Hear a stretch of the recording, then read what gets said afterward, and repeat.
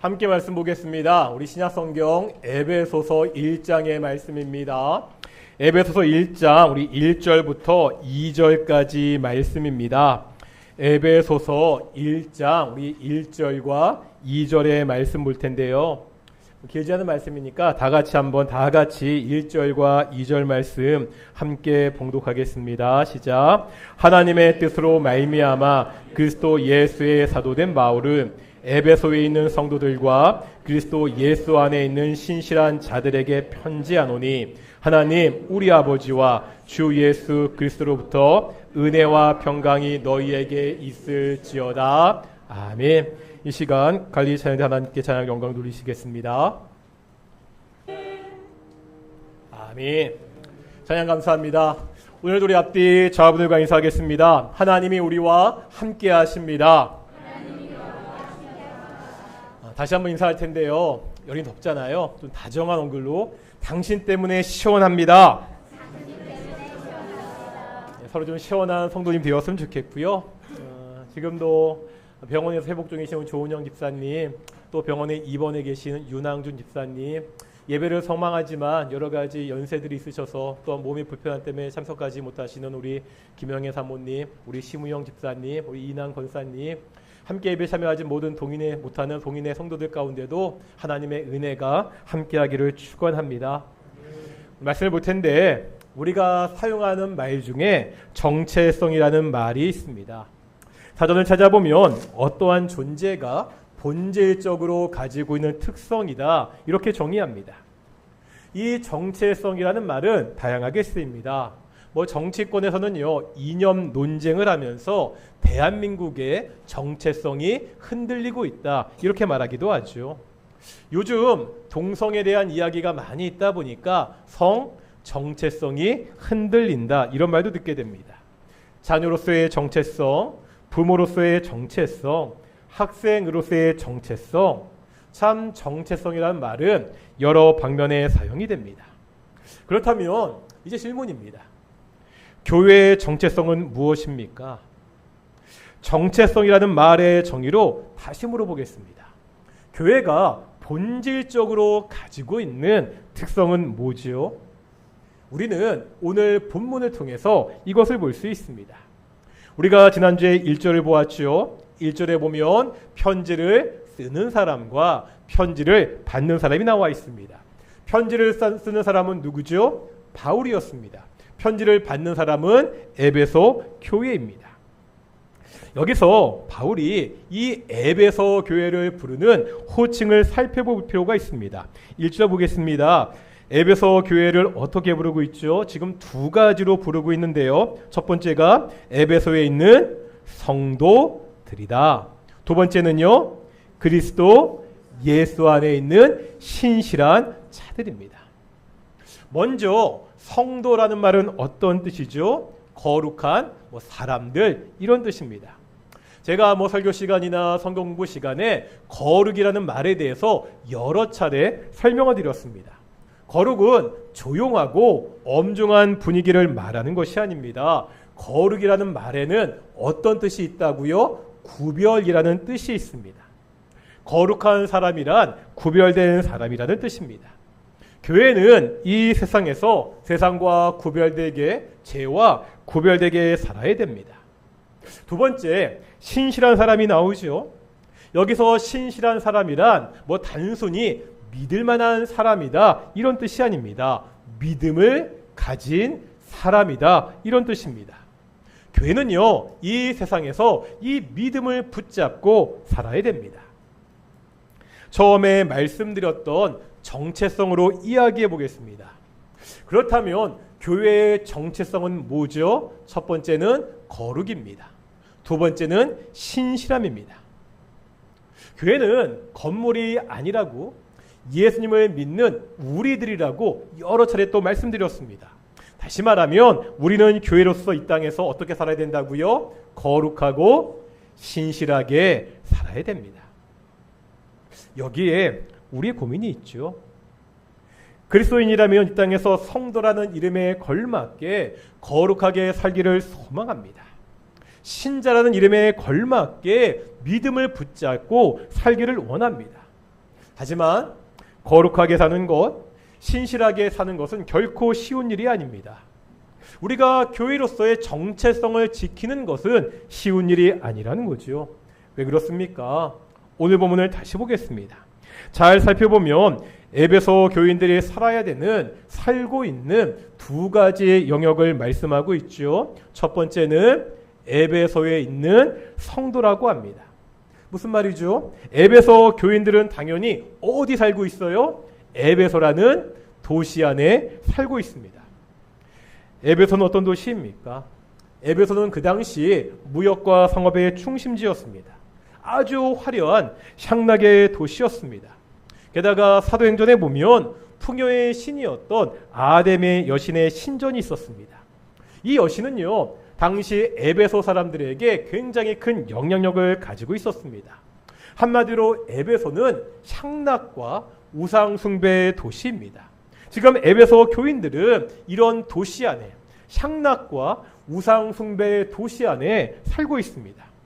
그런데 이 교인들이 살아가는 두 번째 영역이 있습니다. 바울은 에베소 교인들에게 다시 뭐라고 말하죠? 너희는 그리스도 예수 안에 있는 신실한 자라고.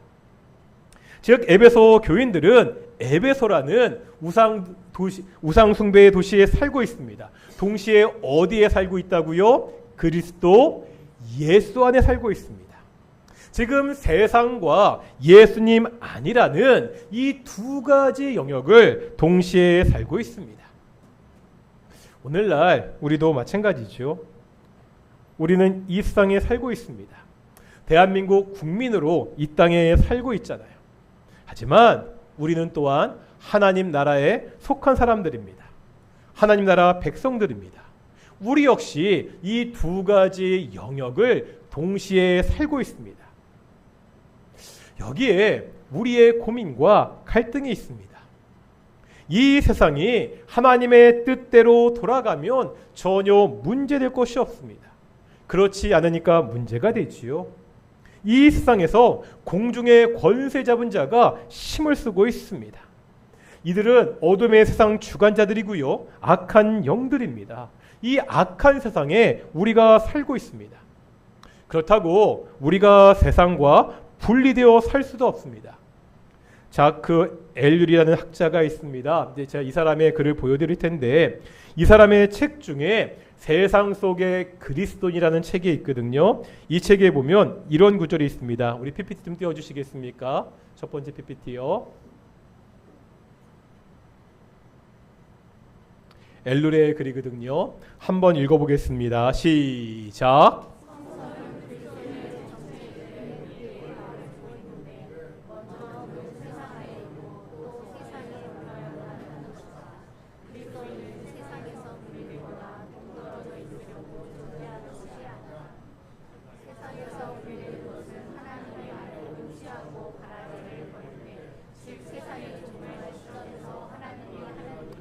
무슨 말이죠?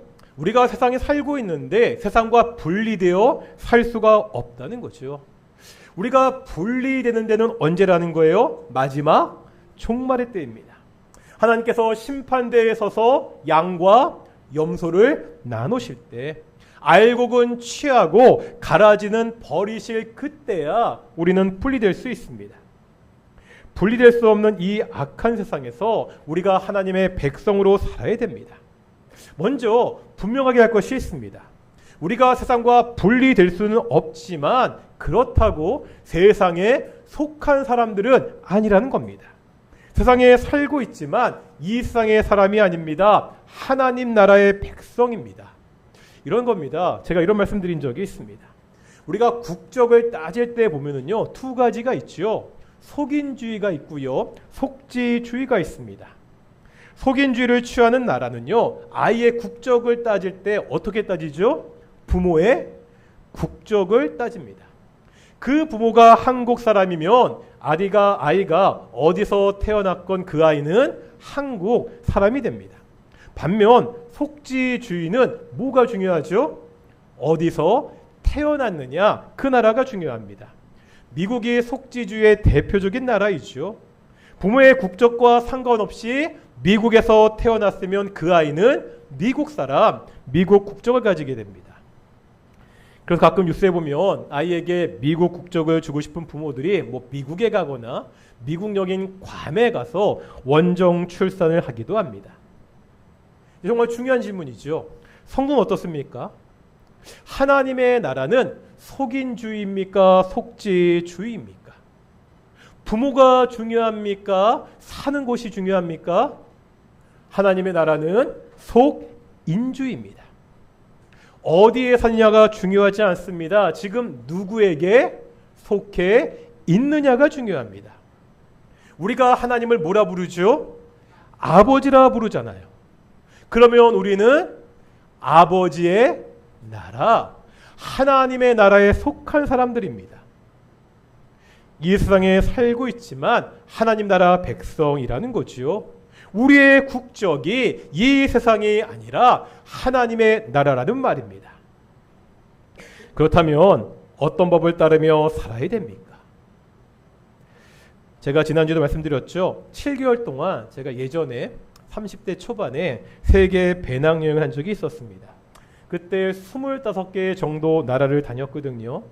이렇게 여러 나라를 여행하게 되면 자주 하게 되는 일이 한 가지 있는데 그게 뭐냐면요. 비자를 받는 일입니다.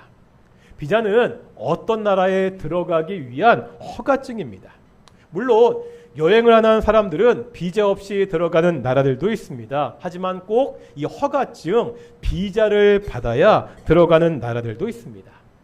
이 나라들 중에서요. 비자를 받는 것이 좀 까다로운 나라들이 있습니다. 제가 여행할 당시에 한국 사람이 개인적으로 이란에 가서 이란 여행 비자 받는 것이 굉장히 어려웠었습니다. 그러니까 제가 이란에 갈 계획이 있었거든요. 그래서 숙소에서 그 배낭족들이 남긴 정보를 쭉 찾아보니까 많은 사람들의 말이 한국 사람은 시리아에 가서 이란 비자를 받는 것이 가장 쉽다고 했습니다. 그래서 제가 시리아에 갔을 때 이란 대사관을 찾아갔습니다. 이 이란이란 나라는 이슬람 문화가 굉장히 강한 곳입니다. 지금도 종교법으로 나라를 다스리잖아요. 심지어 외국 사람들한테도요, 이 종교법을 적용합니다. 날씨가 굉장히 덥잖아요. 그런데 외국인들도요, 반바지를 입을 수 없습니다. 다 긴 바지를 입어야 됩니다. 심지어 외국인 여자들도 반드시 머리에 히잡을 써야 됩니다. 히잡 아시죠? 이스라엘 여성들이 머리에 뒤집어 쓰는 거. 이것을 어기면은 종교 경찰이 와서 외국인들도 체포하고 그 나라에서 추방합니다. 그런데 시리아는 같은 이슬람 국가였지만 이 정도는 아니었습니다. 그래서 재미난 것이 있었습니다. 이란 대사관 입구에 가면은요, 외국인 여성들을 위한 히잡이 있습니다. 시리아에서 이란 대사관까지 올 때는 히잡을 안 쓰고 그냥 와도 됩니다. 그런데 이란 대사관에 들어갈 때는 반드시 히잡을 쓰고 들어가야 됩니다. 제가 비자 받을 때 그 한국 여자분도 같이 갔었거든요. 그분도 히잡을 쓰고 대사관에 들어가야 됐습니다. 비자 사진도요, 그냥 사진 안 됩니다. 여자들은 반드시 히잡을 쓴 사진을 내야 비자가 나오는 그러한 시스템이었습니다. 분명 시리아 땅에 있는데 이란 대사관은 어느 나라 법에 적용을 받죠? 이란 법에 적용을 받습니다. 우리도 마찬가지라는 거죠. 우리가 이 땅에 살고 있습니다. 하지만 우리는 이 땅의 법이 아니라 하나님 나라의 법을 따라야 됩니다. 우리의 소속이 이 나라가 아니라 이 세상이 아니라 하나님의 나라이기 때문입니다. 이 말이요, 우리가 살고 있는 이 대한민국의 법체계를 부정하라 이런 말이 아니죠. 우리 기독교인들은 대한민국 국민으로 이 나라의 법을 잘 지켜야 됩니다. 다만 중요한 것이 있습니다. 나중에 자세하게 보겠지만 우리의 싸움은 혈과 육에 대한 것이 아니라는 거지요. 이 나라에 강력하게 힘을 발휘하고 있는, 이 세상을 지배하고 있는 악한 영의 통치가 있습니다. 이것을 거부하고 하나님의 통치에 따라 살아야 됩니다. 악한 세상의 법을 거부하고 하나님의 법에 따라 살아야 됩니다. 이 일이 결코 쉽지 않습니다. 이 땅의 악의 세력은 말 그대로 권세를 잡고 있습니다. 아주 강력한 권세입니다. 게다가 악한 일을 한 것에 결코 추조하지 않습니다. 제가 성경 공부하면서 간혹 이런 말씀 드릴 때가 있습니다. 불법은 성실하다. 뭐라고요? 불법은 성실하다. 어느 방송에서 들었던 말입니다. 불법을 행하는 자들은, 악한 일을 행하는 자들은 그들의 목적을 이룰 때까지 결코 쉬지 않고 일한다는 것입니다. 제가 한 그 예를 든 적이 있었죠. 마태복음 27장에 보면 예수님이 재판을 받는 장면이 나옵니다. 이 장면을 보면 이 말이 아주 잘 들어맞습니다. 다 같이 한번 마태복음 27장 1절 보실까요? 신약성경 48페이지입니다. 신약성경 48페이지 마태복음 27장 1절입니다.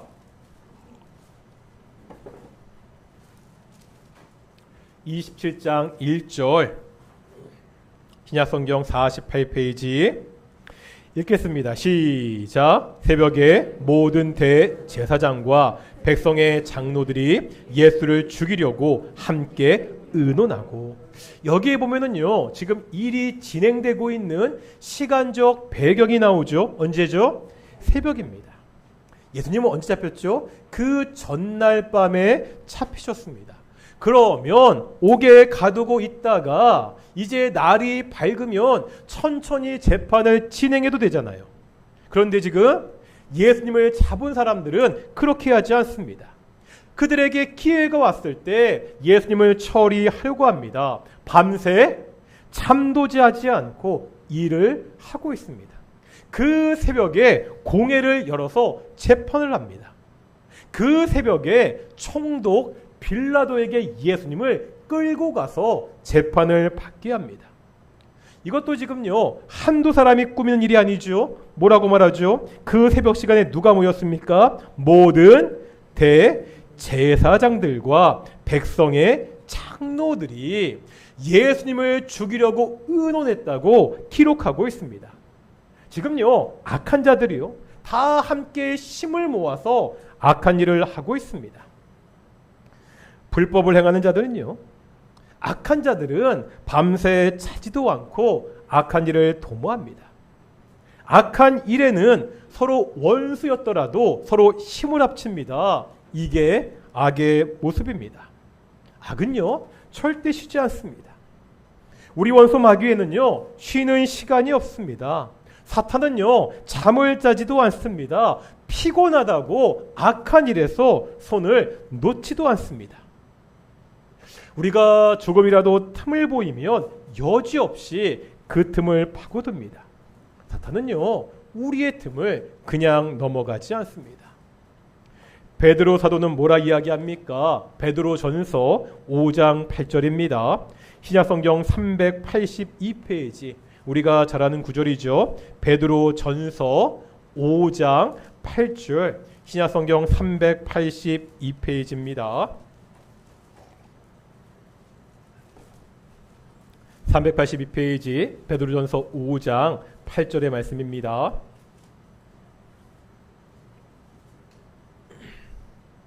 읽겠습니다. 시작. 근신하라 깨어라, 너희 대적 마귀가 우는 사자같이 두루다니며 삼킬 자를 찾나니. 지금 대적 마귀가 어떻게 해요? 우는 사자와 같이 다니고 있습니다. 여기 기웃 저기 기웃하면서 삼킬 자를 찾고 있다고 말하고 있습니다. 이런 세상, 이런 시대에 우리가 깨어야 됩니다. 근신하라고 성경은 권면하고 있습니다. 그러면 도대체 어떻게 살아야 되죠? 이 악한 세상에서 우리가 깨어 근신하며 사는 것은 어떠한 삶입니까? 앞에서 말한 자크 엘률이 같은 책에서 이렇게 이야기했습니다. 우리 전사님 두 번째 PPT 보여주시겠습니까? 한번 이것도 같이 읽어보겠습니다. 두 번째 PPT입니다. 읽겠습니다. 시작.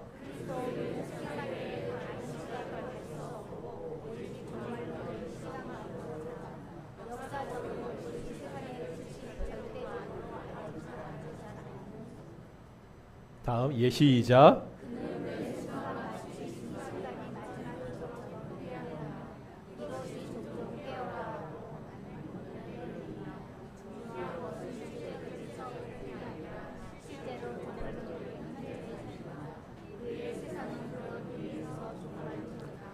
지금 엘룰이요 어떤 삶을 제안하고 있죠? 종말론적인 삶을 살아라 이렇게 제안하고 있습니다. 언제가 종말인지 알 수 없습니다. 확실한 것은 종말의 때가 반드시 있다는 사실입니다. 제가 설교를 준비하다가 파르로가 있어서 그랬는지 모르겠는데요. 영화 암살이라는 영화 생각났습니다. 혹시 보셨습니까? 이정재 나오고요. 전지현 나오는 영화입니다. 이 암살에 보면 이런 대사가 나옵니다. 독립운동을 한 동지를 일제에 팔아먹는 염석진이라는 그러한 인물이 있습니다. 이정재 배우가 연기했거든요.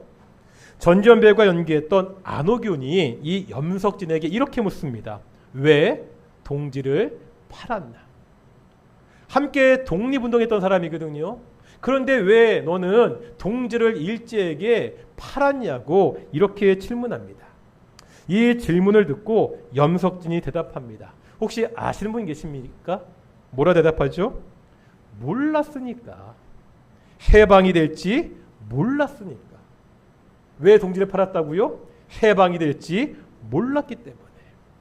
염석진은요, 일본의 힘이 너무나 강해서 조선은 절대로 해방이 될 수 없다고 생각했습니다. 이런 염석진에게 친일은 세상을 잘 사는 영리한 행동이었습니다. 많은 사람들이 이렇게 산다는 거죠. 이 악한 세상이 영원할 것처럼, 이 세상이 끝나지 않을 것처럼 세상을 위한 삶을 삽니다. 하지만 성경은 분명히 말씀하죠. 이 세상은 영원하지 않습니다.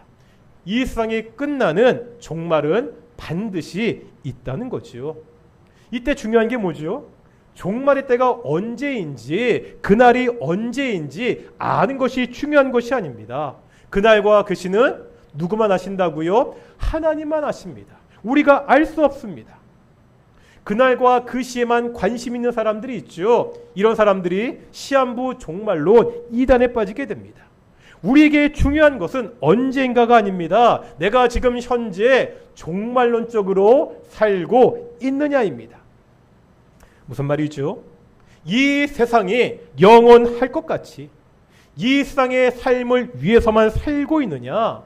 당장이라도 종말이 온다는 것을 알고 종말의 딸을 준비하면서 사느냐입니다.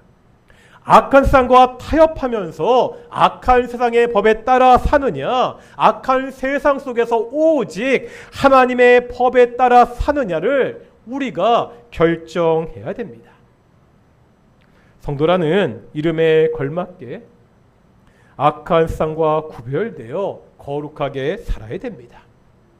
신자라는 이름이 있잖아요. 믿는 사람이라는 이름이 있잖아요. 이름에 걸맞게 세상의 이익을 쫓아 사는 것이 아니라 믿음을 따라 신실하게 살아야 됩니다. 물론 이렇게 사는 것이 결코 쉽지 않습니다. 어려운 일과 고난이 닥칠 때도 많습니다. 다시 한번 오늘 본문 보실까요? 에베소서 1장 2절 말씀입니다. 다시 한번 오늘 본문 읽어보겠습니다. 1장 2절 시작.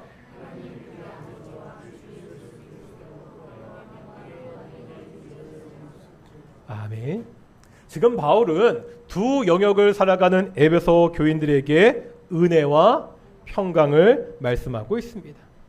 바로 우리들을 향해서 은혜와 평강을 말하고 있습니다. 두 세계 속에서 힘들어하며 아파하는 우리들에게, 이 성도들에게 어떻게 은혜와 평강이 있지요? 뭐라 말합니까? 하나님 우리 아버지와 주 예수 그리스도로부터 은혜와 평강이 있기에 가능합니다. 먼저 이 세상 가운데 힘겹게 살아가는 우리들에게 하나님께서 아버지가 되십니다. 종교개혁자 갈비는 이렇게 이야기했습니다. 하나님의 아들이 인간이 되신 것은 사람의 아들들이 하나님의 아들들이 되게 하기 위한 것이었다. 하나님은 이 땅에서 거룩하고 신실하게 살아가려고 투쟁하는 바로 우리들의 아버지가 되십니다. 이 아버지는요, 이 세상을 창조하셨습니다. 지금도 만왕의 왕으로 이 땅을 통치하고 있습니다. 이 아버지 하나님이 우리에게 은혜와 평강을 주신다고 말씀하고 있습니다. 또 이 은혜와 평강은 누구를 통해서? 예수님을 통해서 우리에게 옵니다. 예수님은요, 그 영광이 하나님과 같으신 분입니다. 그럼에도 동등됨을 취하지 않으셨습니다. 이 땅에 종으로 오셨고요, 바로 나를 위해서 자기의 몸을 십자가에서 죽기까지 복종하셨습니다. 그 예수께서 은혜와 평강의 통로가 되신다고 말씀하고 있습니다. 우리가 어떻게 이 악한 세상에서 은혜와 평강을 누릴 수 있습니까? 누가 우리를 지켜주십니까? 누가 우리를 위로하십니까? 우리의 아버지가 되시는 하나님이 하십니다.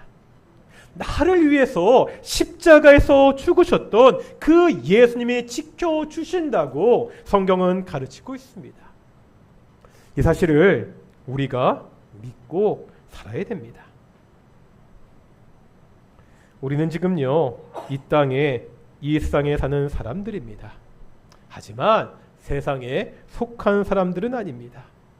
이 악한 세상에서 거룩하고 신실하게 하나님의 백성답게 살아야 됩니다. 이것이 교회의 정체성입니다. 이렇게 사는 것이 쉽지 않죠. 때로 어려운 일이, 고난이 닥치기도 합니다. 그때마다 누구를 생각하라고요? 우리의 아버지 대신 하나님을 생각해야 됩니다. 나를 위해서 십자가에서 죽으셨던 그 예수님을 의지해야 됩니다. 하나님이 주시는 예수님을 통해 우리에게 전해오는 그 은혜와 평강을 누리며 매일같이 살아가는 우리 동인의 성도들이 되시기를 축원합니다. 우리 함께 찬양하며 기도 가운데 나아가겠습니다. 우리 신실하게 진실하게 함께 찬양하겠습니다.